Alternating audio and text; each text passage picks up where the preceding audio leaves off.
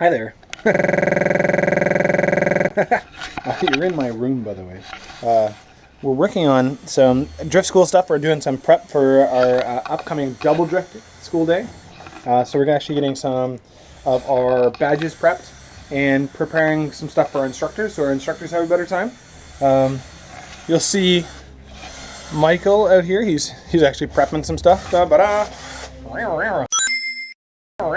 Michael. We're watching some Motor Trend. This is trash, by the way. But we're watching some Motor Trend stuff on the TV. We're actually prepping some boards here. So weirdly enough, these are going to get screwed onto the back of these boards. Then on the front side, they're going to have our little area to draw on. And these will hold all our badges. So when you're at the track and you're an instructor and it's raining or things are shitty or whatever the case may be, not only do you have them organized and they're easy to get at, but they're still staying dry as well. This gentleman is volunteering his time with me today. What a nice guy. Wait, hold up. What is double drift? Okay, to understand it, we kind of need to know what a regular drift school day is. Let's break it down to drift. Because a lot of people are like, if I put you in the car and I tell you to tell me how to do it, can you tell me how to do it? Like if I were to ask you, like without looking at this, how do you drift? Oh my god, I don't know. It's hard to put in words, it's tough. You can think of this as a timeline. So this is the start of time, this is the end of time, and you can break it down. There are 4 parts to a drift. Everybody tells me the first part of a drift is pull an e-brake. You're missing a part already. Yeah, that's you've already skipped the part. This is the chunk tonight of all the stuff I'm going to talk about, that if you're going to come to our track day, pay attention. If you've come to our track days before and you just have trouble putting it into words, this is the way to do it.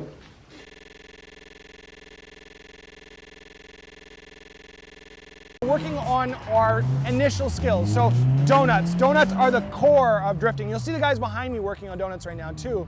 When they get good at controlled donuts, ones that they're definitely in control of, then they're going to work on figures of 8. In the afternoon, we're going to move up to drifting a full corner, and then we'll move on to our peanut or our kidneys courses as well.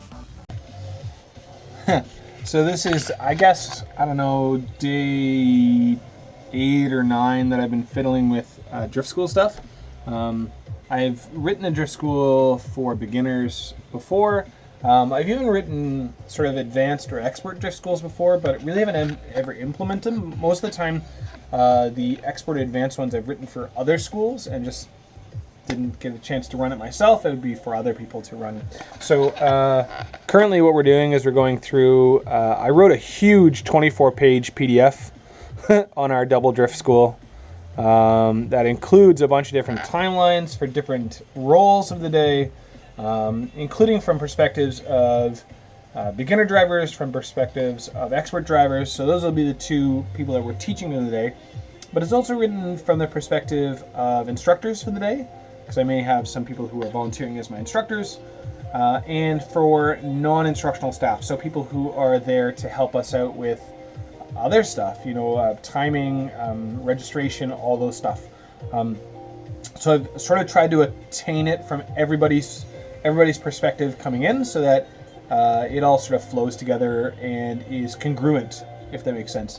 Right now I'm actually going through and redrawing it again. You're like, what do you mean he's redrawing it again? Well, let's take a look here. So if we dive into our drift school folder here, and we dive into our double drift event and our big PDF, I'm actually going through and making it a bit more visibly acceptable and clear for our students. So this is page 3 of our 24 pages. I'm going to condense it a bit for a more advertisable PDF, so that when you are first coming, like clicking on it, you're not panicked or surprised. There's maybe 3 or 4 pages for you to look through instead of 24.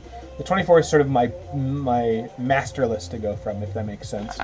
Earlier today, I ended up putting in our order for our new badges. So we've got a couple new badges. We have Escapist in our program. We have some expert skills, and so I needed the badges for those. We've got our proximity badge. we have our ability to stretch a drift. It's actually really tough. And our versatility badge. These are a part of our expert skills, and if you wanted to take in a little bit of a look at that. So we'll have our first session for our experts. This will be our first session in the afternoon. They're going to do something really simple. They're going to do some figures of 8. But we're going to ramp up the complication here. So our figures of 8 are going to be about being close to the cones on the inside, but also dragging tail on the outside as well. So those are an inside proximity and an outside proximity, and they'll earn their proximity badge with that. The other skill we're going to work on in the first half of our expert session is we'll be doing our stretching. So this seems a little bit complicated. Basically, drivers are going to come in, they're going to initiate by the initiation cone, they're going to drift up, but they have a shutdown cone. So they need to get off the throttle at this point. They need to release the throttle just to remove the push element to get to the end of the corner. This is going to force them to decide, how do I stretch the drift? The idea is to stretch the drift either using a handbrake, a four-wheel lockup, or whatever other technique that they feel necessary for the moment to continue the slide. After that, though, we have 2 more skills. So we're going to have our versatility stuff. This is a quick drawing of it. It's not very accurate or amazing. I could do better. I want to do better. But this here is our no clutch kick, no handbrake zone. So I have a lot of drivers who can consistently enter the corner the same way and do our big bank and no problem. And they can even tandem on doors. But sometimes they can't enter a different way than they're used to. And there might be times or situations where that would be helpful. And so this is our no handbrake, no clutch kick entry zone. So they're going to have to either learn how to do a feint initiation or a Scandinavian flick. Some people may call it that. A brake touch or a brake type, where they cause oversteer by transferring the weight onto the nose. Some people even call it a weight transfer type.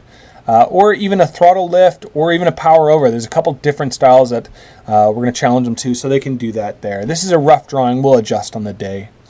Our final and most difficult one, I think, is going to be our escapist, or our, we'll call it escapist. And they'll earn their escapist badge for this.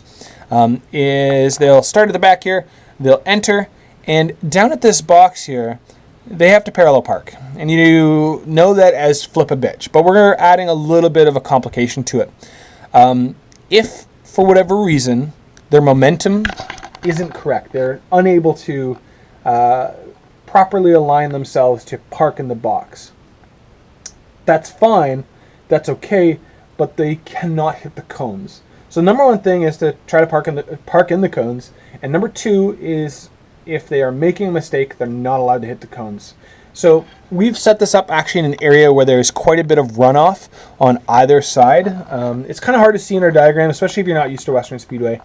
But the idea here is they can slam in reverse, they can mash first gear, they can even use their stretch skills that they just figured out. Whatever the case may be, they are to find an escape route if need be. They just are not allowed at the cones, and that's how they're going to earn their escapist badge as well. So there's actually a bunch of different skills that are not super advanced skills, but skills that are going to be really helpful, especially if they're doing, some of these guys are doing travels to new and different tracks than they're used to. And so that's kind of where we're at right now. I've been working on this particular top-up of the program for a while now, but this program in overall has been in the making for a very, very long time. So this is where we're at. T-shirt. You ready to ruin t-shirts? You can come on to Quinn's T-shirt ruining emporium. You can just ruin t-shirts. Ruin all your t-shirts. The worst quality t-shirts in town.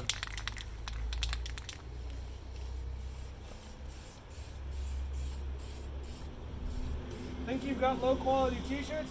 You haven't come down to Quinn's T-shirt ruining emporium. Nobody's better. Nobody. Nobody? Wreck some wheels and some t-shirts all in one go.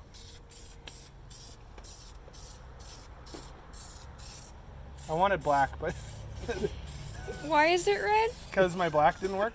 Oh, I thought it was just because you're colorblind. My hands are covered in paint. My room stinks like paint. We got some of the instructor t-shirts. That one got fucked. That's okay. Our instructor packages are done. So you've seen me talk about these before, but now they even have a timeline attached to them. We're just about to finish up the gift bags. It's about 7 o'clock. 7:30 actually. 6:30? Yeah. Okay, you're better at math than I am. Time math. It's you weirdo. Dance for me! Yeah. So many cats. 17. Quinn and I already decided we're naming a cat Camry if we get one, so. Oh, to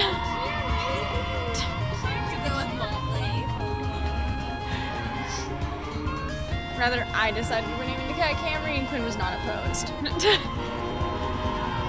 good cat name. I like cats that have people names. Yeah. Like Chris and Amy's cats are Peter and Marcy.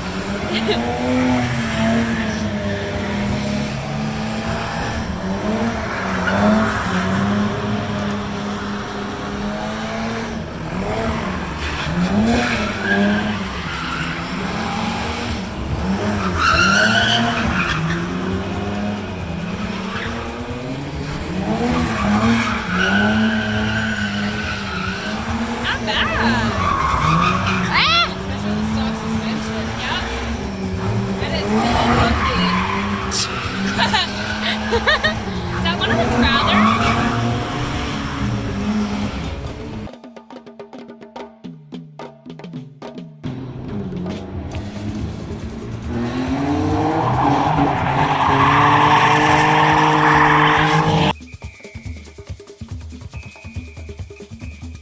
You're just fine.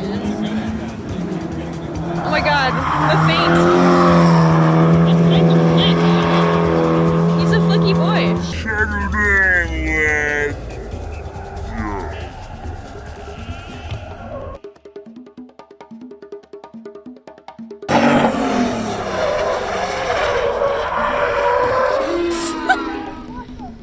What was that?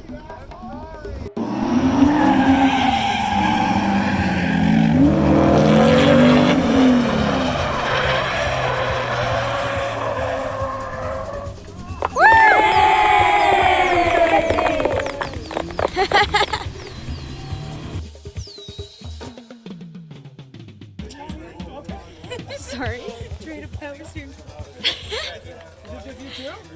Fucking send it. Oh, yes. All right. Guess what? I got that You're back in, boys. All right, here it comes. Hang on. Whoa, dude. Okay. 3, 2, 1. I thought if I tried twice in a row, it worked the second time. 3, 2, 1. All right, okay. You ready? I don't know if you're ready. 3, 2, 1. Yeah? Oh, okay. 3, 2, 1. Yeah. Right there. All right. 3, 2, 1. Oh. 3, 2, 1. All right, we're down. 3, 2, 1. I did all right. Okay. How many got left? We got 2 left. Okay. Those two are strapped. They're just qualifying. 3, 2, 1. You too. Go it out. Oh! Sick. Don't worry, I still got more sizes. Don't panic.